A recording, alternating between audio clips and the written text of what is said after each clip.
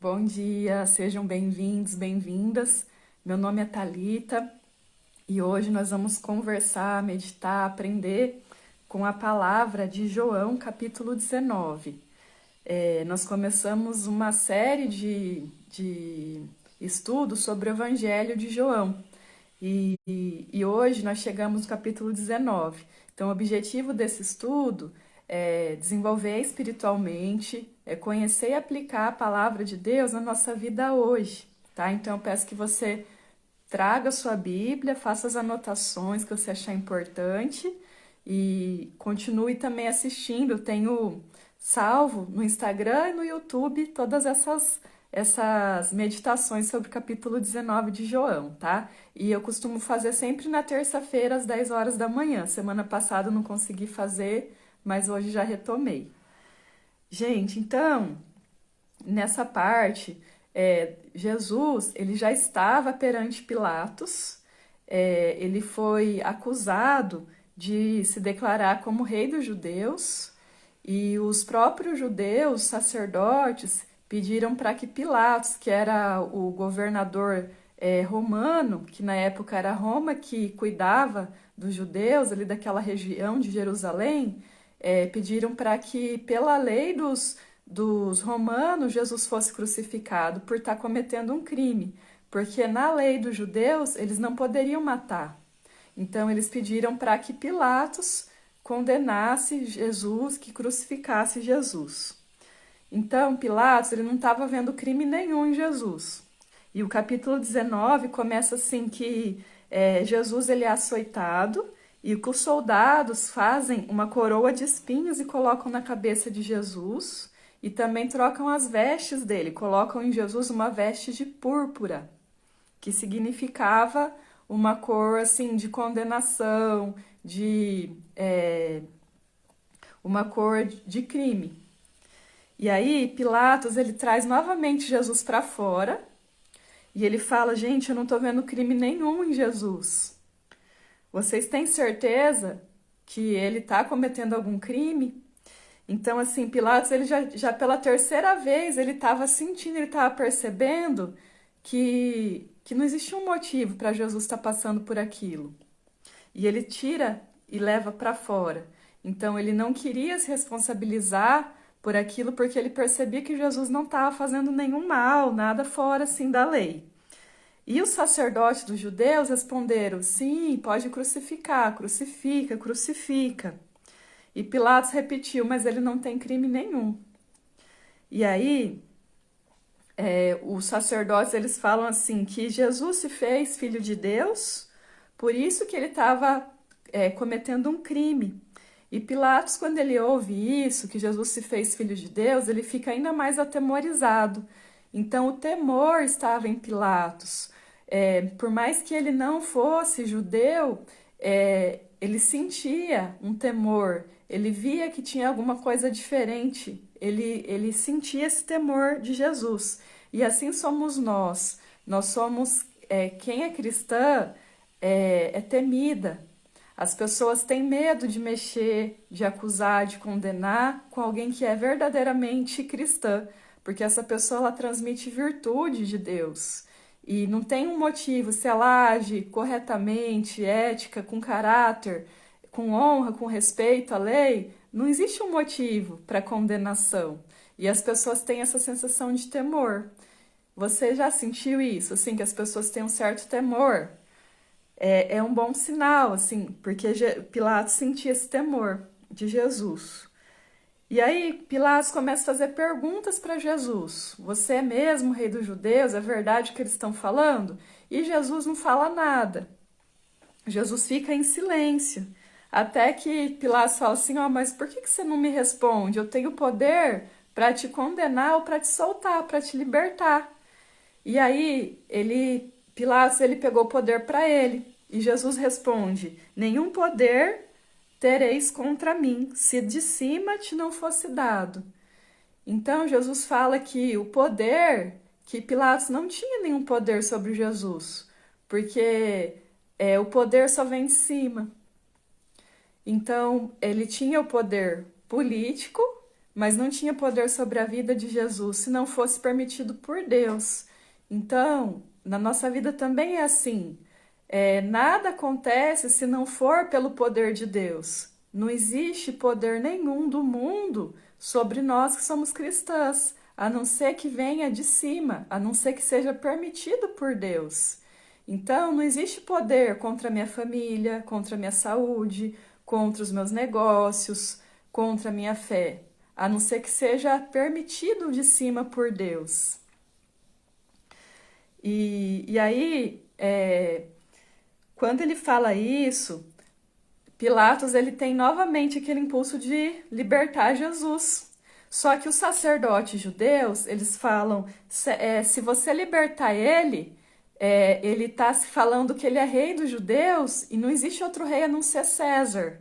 César é o nome do imperador romano, sempre é César. Então teve Júlio César, Caio César, Otávio César. César significa imperador, rei, lá em Roma, que era a nação que governava sobre Jerusalém.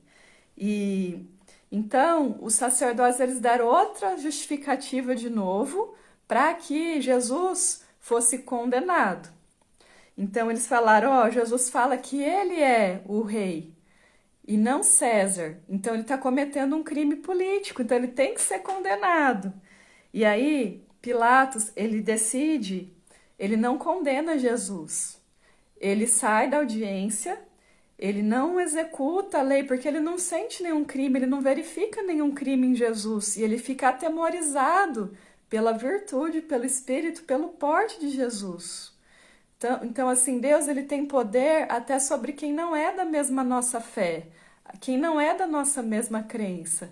Então, Deus não permitiu que Pilatos se corrompesse ali, condenando Jesus. Então, Pilatos ele entregou Jesus para os judeus, e isso estava na hora sexta da preparação da Páscoa. A Páscoa ela acontecia sempre no domingo, e isso aconteceu no sábado. E aí os judeus eles falam, nós não temos nenhum rei senão César. Então nesse momento os judeus eles negaram que Jesus era o rei, que Jesus era o filho de Deus. E eles negaram até mesmo Deus, porque Deus, um dos maiores mandamentos, né? O maior mandamento, ama a Deus de toda a tua alma, de todo o teu coração, com todas as suas forças, e ao próximo como a ti mesmo.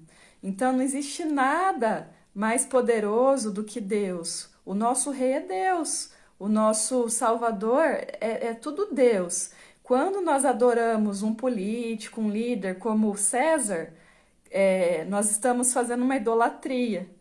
Então, o que você tem colocado acima de Deus? Tudo que eu coloco acima de Deus, mais poderoso, mais forte, que eu recorro antes de recorrer a Deus, eu estou em busca de outros deuses. E Deus ele não aceita essa divisão. Ele é o nosso Deus e não existe outro Deus além dele. E ali naquele momento, os judeus eles estavam cometendo um crime contra Deus, falando que nós não temos rei senão César. Então eles negaram Jesus, negaram a Deus, e para justificar ali de matar, de crucificar, de fazer mal para Jesus. Aí começa o versículo 19, a crucificação. Jesus ele é levado para um lugar chamado Caveira, que é o Gólgota, é o Monte Gólgota, e ele foi crucificado no meio de duas pessoas. Essas duas pessoas aqui no Evangelho de João não fala, mas os outros evangelhos falam. Um deles, que era um ladrão, que era um salteador, pediu perdão e reconheceu Jesus como filho de Deus, e Jesus perdoou. Então, assim, ele foi crucificado no meio de pessoas que tinham outros comportamentos, e mesmo ali naquele momento ele foi perdoador. A natureza de Deus é sempre perdoadora, misericordiosa, bondosa. Então, naquele momento, ele não expressou raiva, não expressou mágoa. Pelo contrário, ele comunicou sempre perdão e amor. E a palavra de Deus não volta atrás. A palavra de Deus ela é imutável, ela é eterna. Então, se acontecer alguma coisa que você se culpa, se condena, pelo que você fez, ou outra pessoa. A natureza de Deus, ela não muda. Jesus, ele é perdoador, ele é misericordioso, ele é eterno. Não deixe que as vozes do inimigo, as vozes do mal, confundam o seu pensamento, confundam as suas crenças.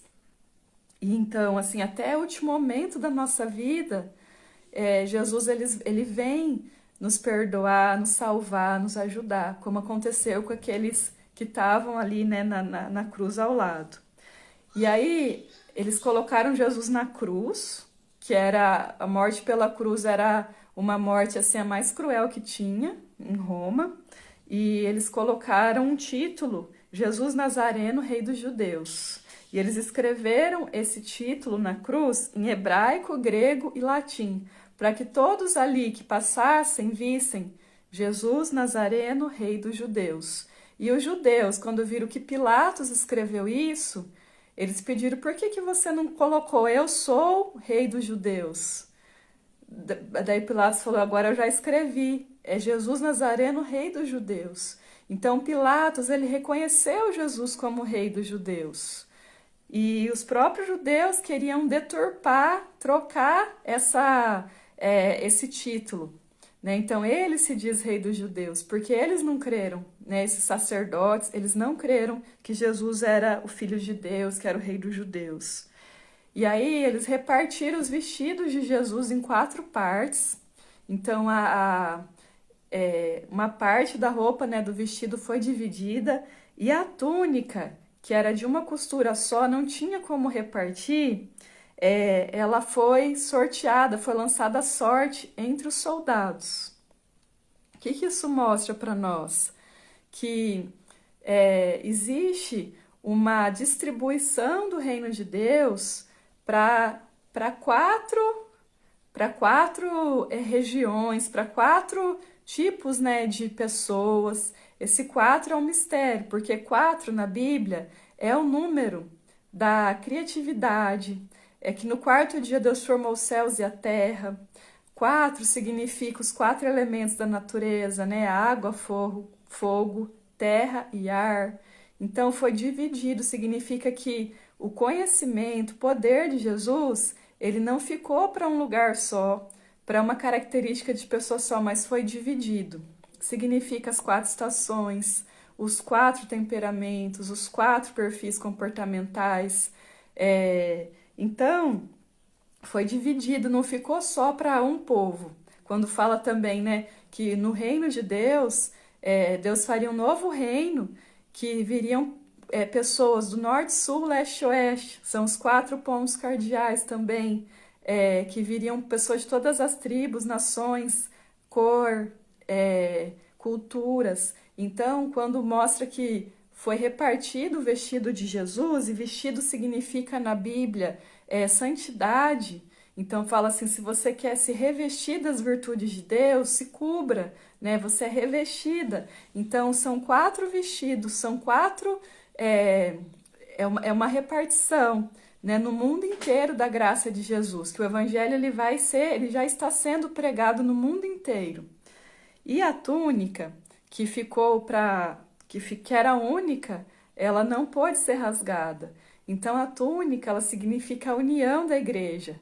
Nós somos chamados, cada um na sua cultura, cada um na sua igreja, denominação, mas a túnica é quando existe amor entre nós, independente da cultura, da cor, da língua, existe o espírito, né, a virtude do amor, que é o dom mais excelente que existe.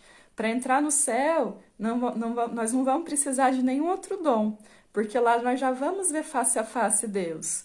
Então, no céu não vai precisar de profecia, de revelação, de cura, porque nós vamos estar com Deus. Vai estar tudo ali nítido, claro, presente, real, mas nós vamos ter que ter o amor. Então, a túnica, que ela não pode ser dividida, é a igreja e é o amor, é o vínculo da perfeição. Então, o verdadeiro cristão, ele tem amor. Ele não vive com mágoa, com raiva, com ira, com tristeza no coração. Ele é movido pelo amor, o amor a Deus, o amor ao próximo e o amor a si mesmo. E aí Jesus, ele sente muita sede, e ele fala, né, que está com sede, e os soldados eles dão vinagre. E naquele momento Jesus coloca um vinagre na boca dele, ele entrega o Espírito e ele fala, está consumado. Antes disso também ele vê a mãe e alguns discípulos, né, Maria e alguns discípulos, e ele fala, mãe, eis aqui o teu filho, filho, eis aqui a tua mãe. Então um dos discípulos, que é João, que é o que escreve esse evangelho, ele percebe ali que ele vai cuidar de Maria. Então João, ele foi o discípulo que ele viveu mais tempo, ele foi exilado no final da vida dele, que daí ele escreve o livro de Apocalipse, ele ficou numa ilha, né, ilha de Páscoa, e ele que cuidou de Maria, mãe de Jesus.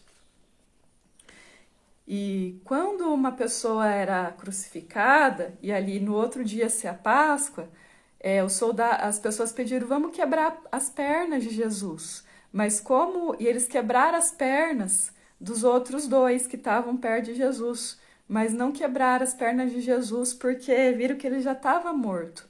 Então eles não quebraram nenhum osso de Jesus, que isso também existia uma profecia sobre isso, existia uma profecia no Velho Testamento sobre a túnica de ser lançada, sorte sobre a túnica, mas eles furaram Jesus com uma lança, e quando furaram num lado de Jesus, saiu sangue e água.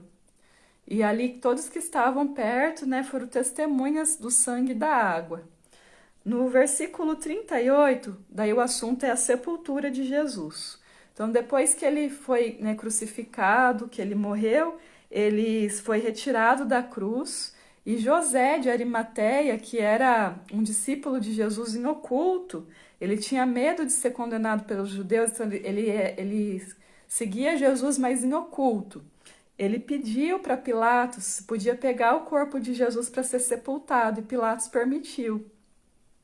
E Nicodemos, que era também um principal dos sacerdotes, que ele lembra lá no começo de João, que Jesus ele conversa com Nicodemos sobre nascer de novo, sobre a nova vida com Jesus. Nicodemos o tempo todo ele creu em que Jesus era o Filho de Deus, só que ele também ficou em oculto.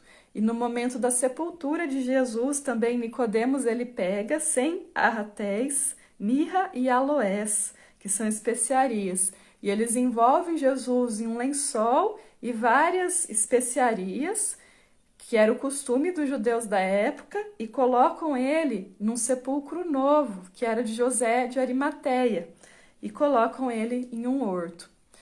E aqui a gente encerra o capítulo 19. Aí eu trouxe algumas perguntas para compartilhar com vocês, assim, do que eu meditei sobre essa palavra, do que eu senti. Primeiro, sobre a forma como Jesus foi condenado. Ele não tinha cometido nenhum crime, então ele foi condenado injustamente. E esse espírito de condenação, e Pilatos não queria condenar ele, não foi Pilatos que condenou Jesus, foram os próprios judeus e os sacerdotes judeus. Então, você tem esse espírito de condenação quando você olha para a sua vida emocional, para os seus pensamentos, para a forma como você se vê. Você se valoriza ou você se condena?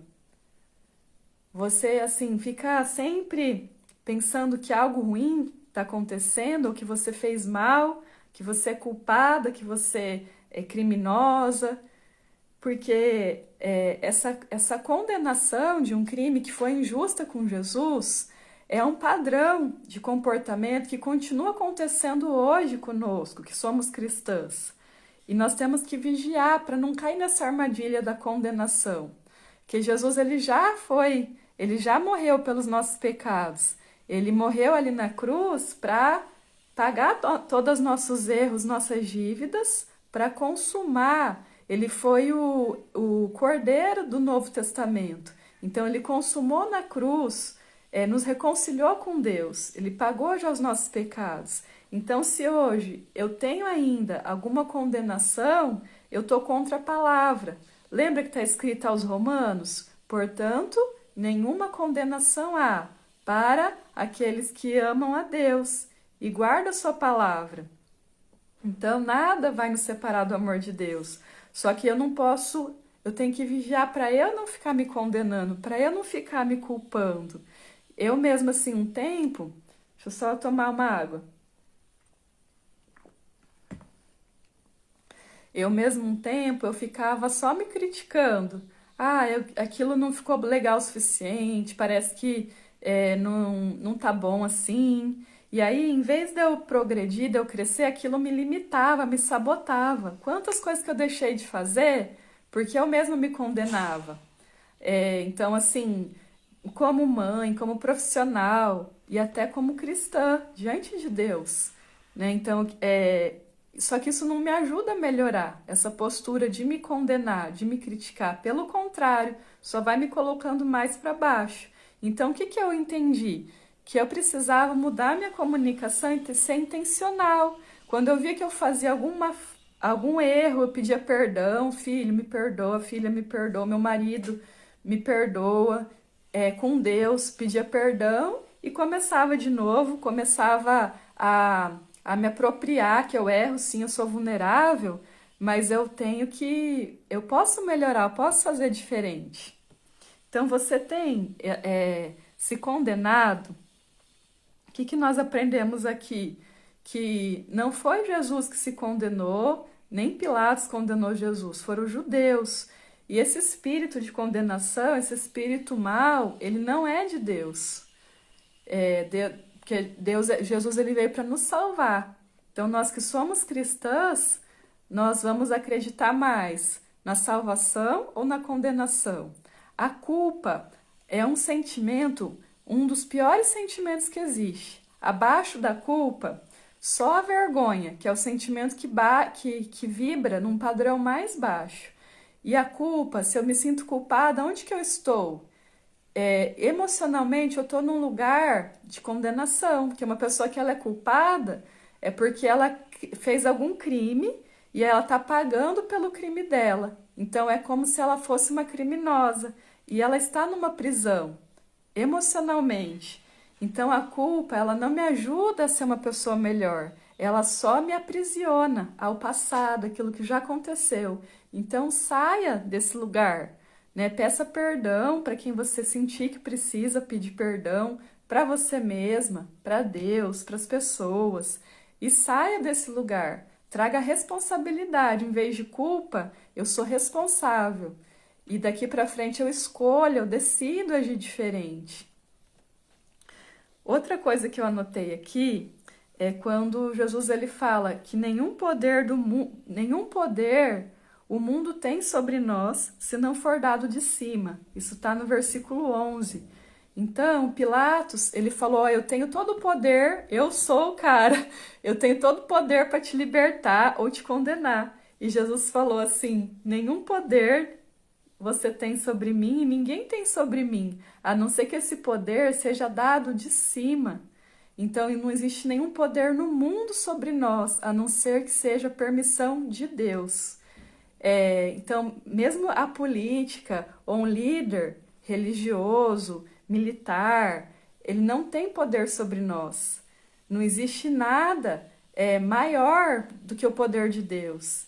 E é no poder de Deus, quando eu creio que eu sou filha de Deus, que vai também me dar o poder.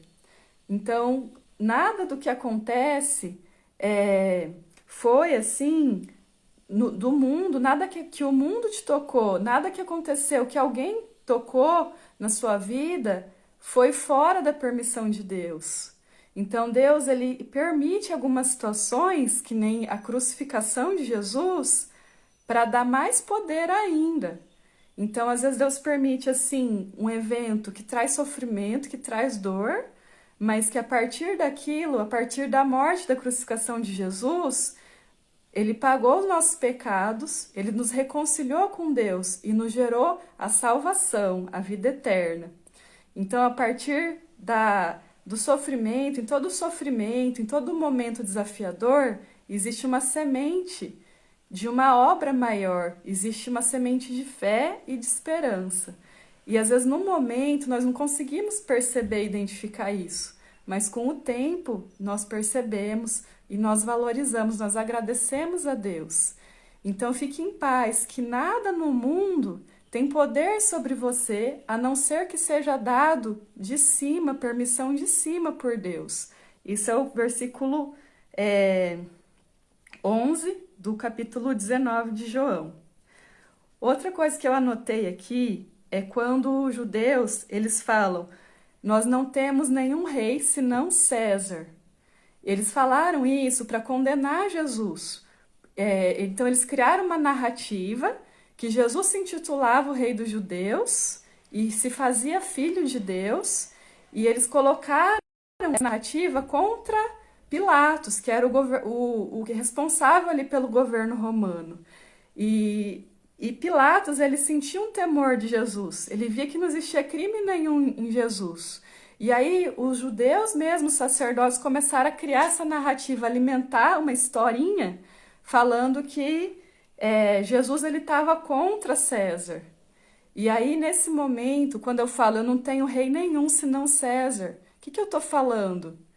Que César, ele está acima de Deus. Eu estou negando Jesus, eu estou negando Deus. E aí eu te pergunto, qual rei você tem colocado acima de Deus? Quem você acha que tem realmente poder na sua vida? Às vezes você pode estar colocando esse poder em si mesmo. Ah, eu sou poderoso, eu sou poderosa, eu sou... Ou em um político, né? Ou ou em outra pessoa, um ídolo mesmo, ou em alguma coisa, ou em algum lugar.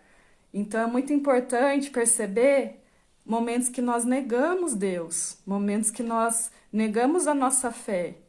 E o que eles deveriam colocar?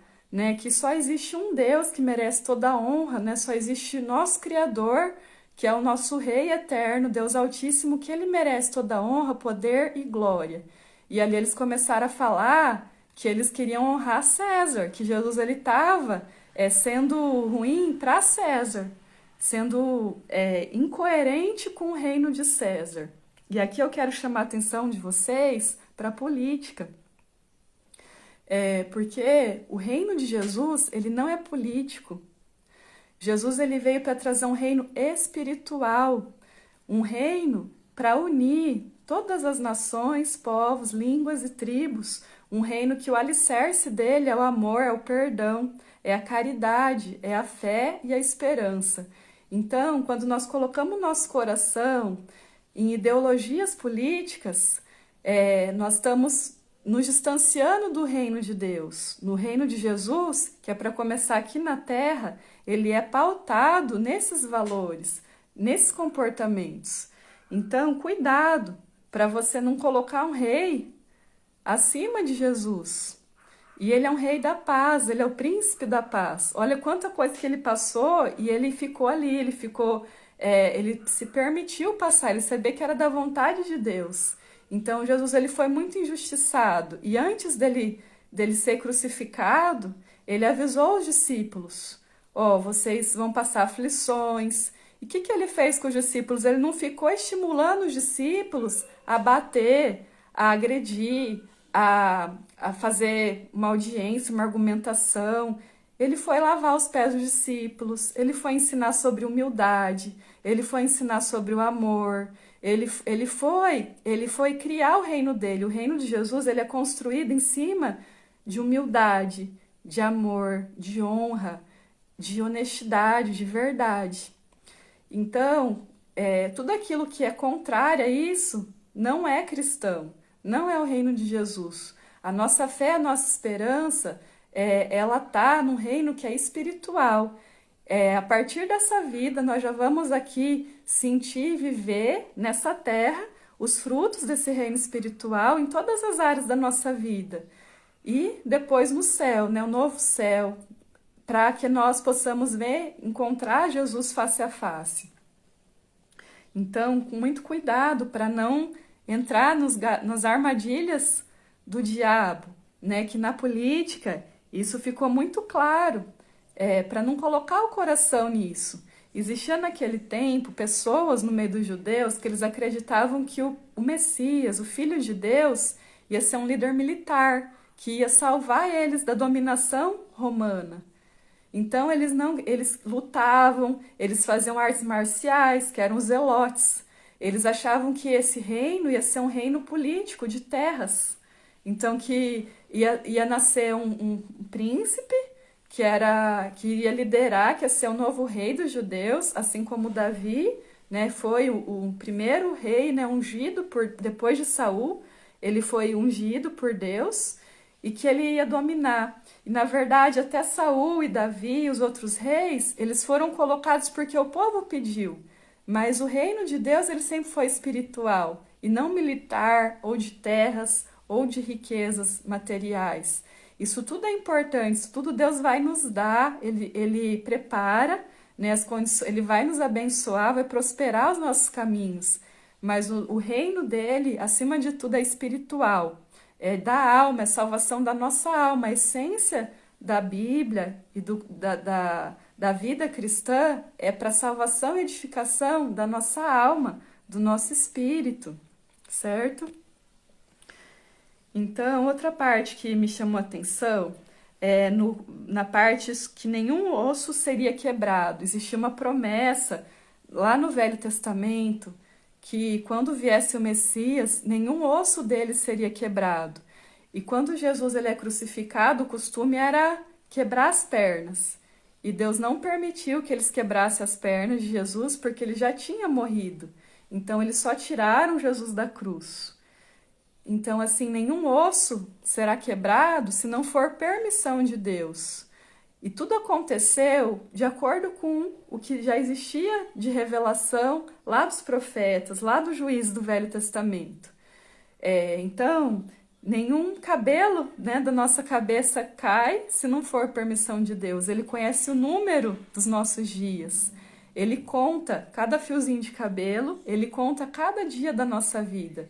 Nós não estamos aqui, não está acontecendo o que está acontecendo na sua vida se não fosse o propósito de Deus, se não fosse intencional da parte de Deus. Então, nada acontece, nenhum osso será quebrado se não for da permissão de Deus. Então, ele cuida de nós, assim, nos mínimos detalhes.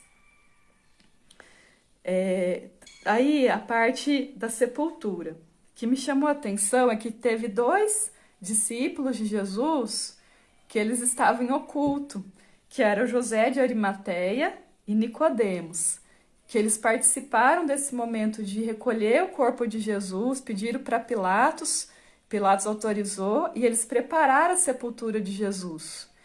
Então, Deus, ele vê aquilo que nós fazemos em oculto.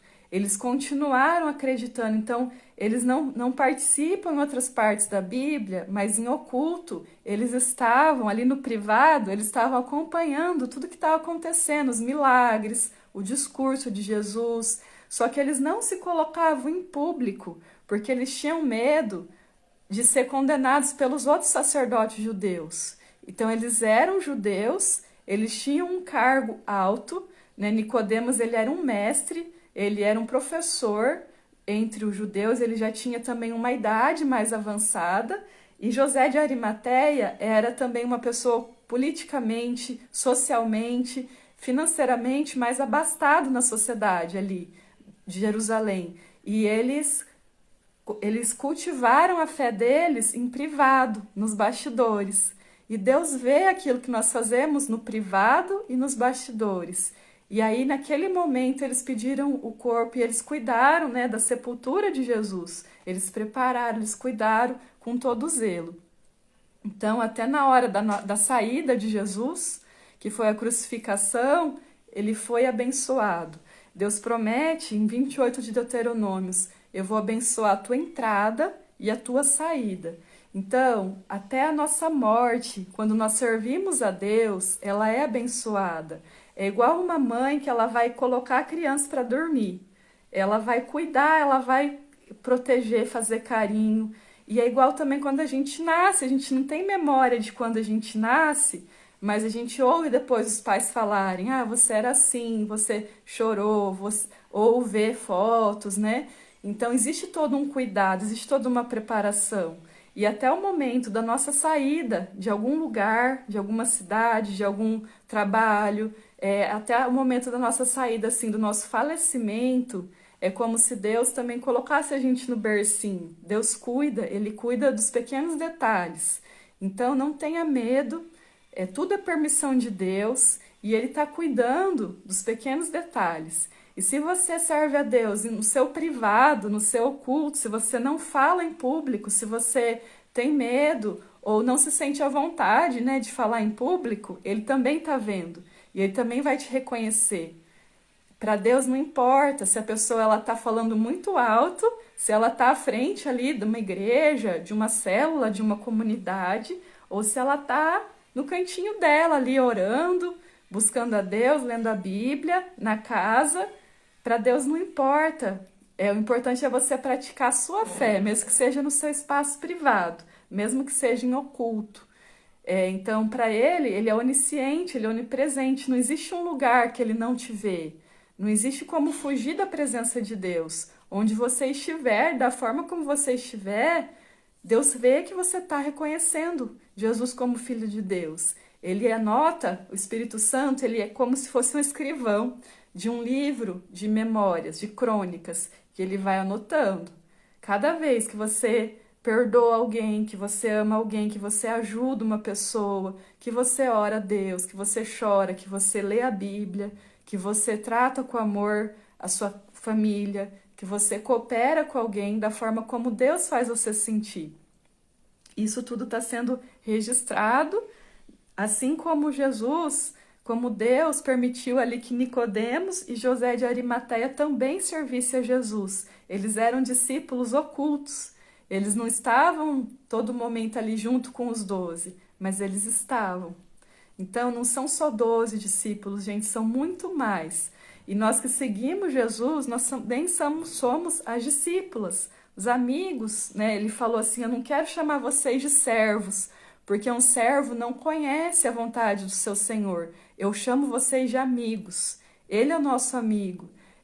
E um amigo, o que ele quer? Ele quer tempo e ele quer atenção. Então é só eu dedicar um pouco do meu tempo, um tempo de qualidade, de presença e da minha atenção para ele, que ele vai ser o meu amigo, o meu companheiro. E ele vai mostrando, ele vai revelando a vontade dele, ele vai dando visões, ele vai dando entendimento. Então nós precisamos cultivar essa relação próxima, pessoal mesmo, com Jesus. Outra coisa sobre a sepultura é que ele precisou ser sepultado, então algo ali morreu, né? O corpo físico morreu para depois ressuscitar. E assim é a nossa vida. Nós precisamos sepultar a velha mulher, o velho ser humano, para deixar nascer o novo. Então, o que significa isso? Que tudo Deus fez novo, que Jesus ele sempre ensinou assim para Nicodemos, convém que você nasça de novo, para você entrar no céu, você precisa nascer uma nova criatura, em espírito, isso. Então o que significa isso? A importância da gente sepultar aquilo que é velho, que não combina com uma vida cristã, comportamentos, lugares que nós íamos e não combina mais, pessoas que não ajuda a gente a se aproximar de Deus, conhecimentos que não bate mais com o conhecimento de Deus, da nossa fé. E aí eu preciso falar não, eu preciso sepultar, eu preciso deixar morrer muita coisa em mim, deixar morrer aquela crença, eu não valho nada, eu não sou boa o suficiente, que é uma crença que não condiz com uma crença de uma filha de Deus, para deixar nascer novas crenças. Eu valho o preço do sangue do Senhor Jesus. Eu valho muito na presença de Deus, porque uma alma que se arrepende e que ela procura servir a Deus, os anjos já fazem festa no céu. Então, o que você vai sepultar? Qual parte sua tem que morrer para nascer um novo ser humano, uma nova mulher cristã, virtuosa? E isso É todos os dias. Qual a parte minha que eu vou deixar morrer hoje? Que eu vou mortificar, vou falar não, um hábito, um comportamento nocivo que eu tenho, por exemplo, hoje eu escolho que eu não vou assistir TV e eu vou orar. Então eu tenho que falar não, eu tenho que deixar morrer, enterrar, sepultar um comportamento para eu ter tempo, espaço e atenção para me dedicar num novo comportamento. Às vezes, por exemplo, eu tenho o hábito de falar uma coisa ruim, de usar palavras que me fazem mal. Então eu fico sempre falando assim, ai, que raiva. Ou então eu falo assim, eu não vou conseguir. E aí, a partir desse exemplo aqui que mostra que Jesus ele foi sepultado para depois ressuscitar, e também fala Romanos 12, não vos conformei com esse mundo, mas renovai a vossa mente, para que experimenteis a boa, agradável e vontade de Deus, e perfeita vontade de Deus. Então, o que significa isso? Que todos os dias, uma parte de mim, que não me aproxima de Deus, eu vou sepultar, eu vou falar não, eu vou deixar ela morrer, para que nasça aquela porção minha espiritual que é próxima de Deus, que me ajuda a servir a Deus, que crê, que tem fé, que ama, que perdoa. E aí, qual comportamento seu que é importante você sepultar para deixar nascer uma nova criatura que está trilhando mesmo os caminhos de Deus? Então, nós temos dentro de nós que sepultar uma parte nossa, que deixar morrer uma parte nossa, para deixar nascer outra parte. E a sepultura de Jesus, ela significou isso.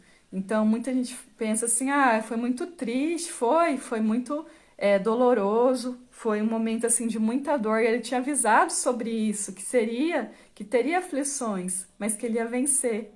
Então, o significado da morte para Jesus é a ressurreição, ele é a vida.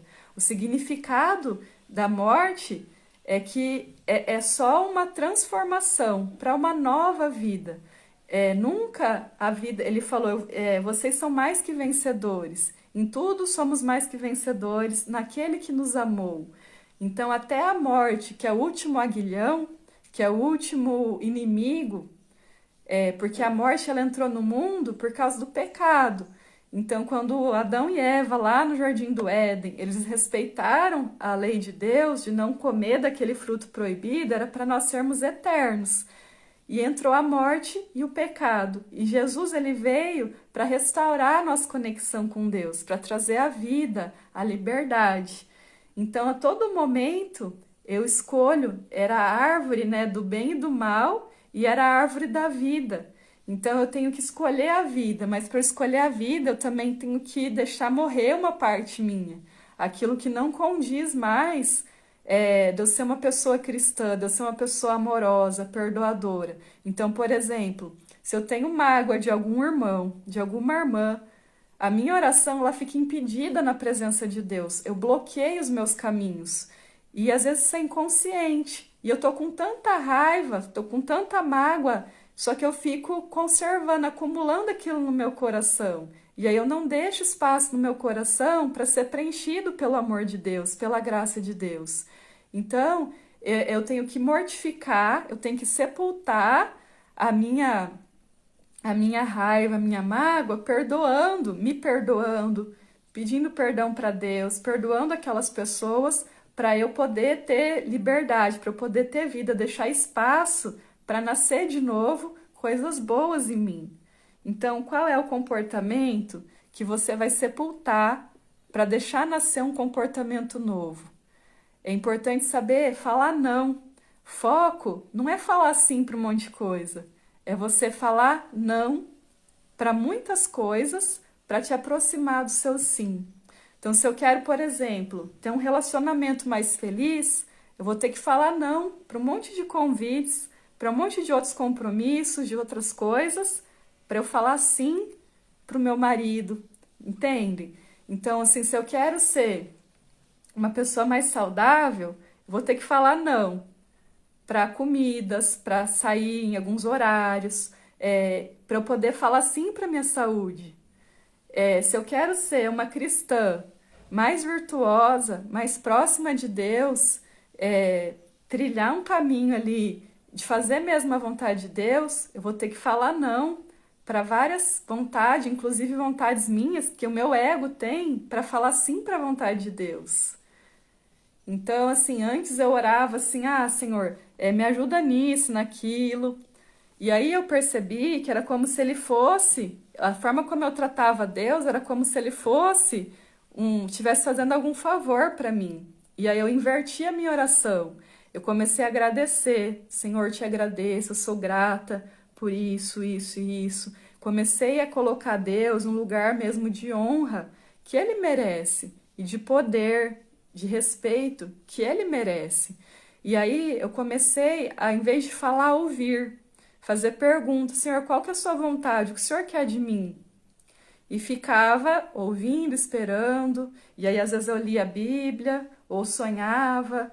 Então é muito importante também ouvir, não só falar, mas ouvir a vontade de Deus. Porque daí eu estava ali seguindo a minha vida de acordo com a minha vontade. Eu não dava espaço para Deus entrar. E a partir do momento que eu falei, não, não sou, eu não quero mais viver sozinha, é tudo muito, muito pesado. Eu não vou dar conta de tudo sozinha. Então eu tenho que colocar Deus como centro da minha vida. Ele é o principal, porque ele me criou. A minha vida depende completamente de Deus. E eu sou coautora da minha vida. Então eu deixei assim, Deus no centro, e isso me trouxe. E aí quando eu orava, eu falava assim, Senhor, o que que o Senhor quer que eu faça? Me mostra a tua vontade, me revela.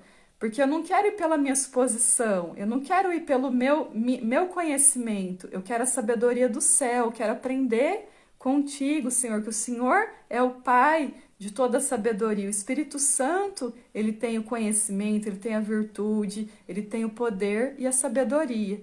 E aí, a partir desse momento, Deus foi mostrando as coisas conforme a necessidade. E às vezes eu falava assim, meu Deus, mas é isso mesmo? Eu tô ficando louca.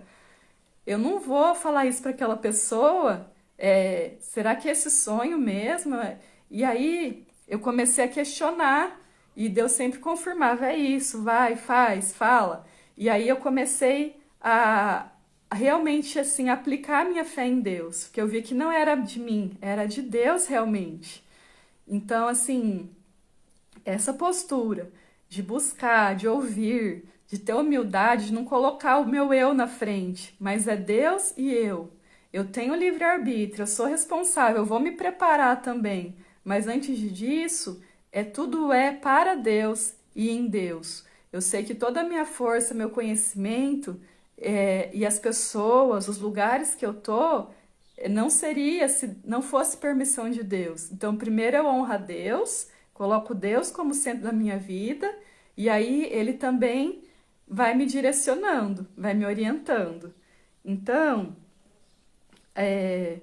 eu tive que sepultar, tive que deixar morrer o meu egoísmo, a minha prepotência, eu tive que deixar morrer o meu orgulho. As narrativas, as mentiras que eu ouvia do mal e eu contava para mim mesma. Eu tenho que ser muito assim consagrada para fazer a vontade de Deus, então eu nunca vou fazer a vontade de Deus. Eu contava essa historinha. E aí, no momento que eu me entreguei, eu falei, Senhor, eu erro, me perdoa, eu tenho muitas mágoas, eu tenho muitas coisas emocionais em mim que estão me impedindo de fazer a tua vontade. Mas o Senhor me ajuda a fazer a tua vontade, independente dos meus traumas, dos meus vícios emocionais. E aí eu vi que foi Ele que me ajudou, né, a cumprir tudo isso, não foi de mim. Então, o que que você tem que sepultar, deixar morrer, para fazer ressuscitar, para fazer viver a sua fé, a sua espiritualidade com Deus? Qual é o velho ser humano que tem que ser sepultado para deixar nascer um novo ser humano em Deus e para Deus? Então, eu tive que sepultar meu orgulho para nascer a humildade. E nós somos muito assim orgulhosas e às vezes nem percebemos que nós somos E é isso que estava impedindo. Muitas vezes eu deixava de pedir ajuda, eu queria dar conta de tudo sozinha.